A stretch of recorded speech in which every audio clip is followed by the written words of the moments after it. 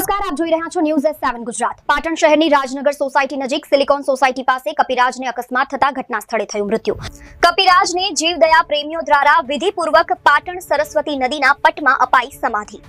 પાટણ જિલ્લા સહિત શહેર તેમજ હાઈવે માર્ગો પર ઘણી વખત અબોલ જીવોના અકસ્માત સર્જાતા હોય છે, ત્યારે આવો જ એક અબોલ જીવ કપિરાજને પાટણ શહેરના રાજનગર સોસાયટી નજીક સિલિકોન સોસાયટી પાસે અકસ્માત સર્જાયો હતો અને આ અકસ્માતમાં કપિરાજ ઘટના સ્થળે જ મૃત્યુ પામતા પાટણ સરસ્વતી નદી પટમાં વિધિપૂર્વક કપિરાજને ફુલહાર પહેરાવીને સમાધિ આપવામાં આવી હતી।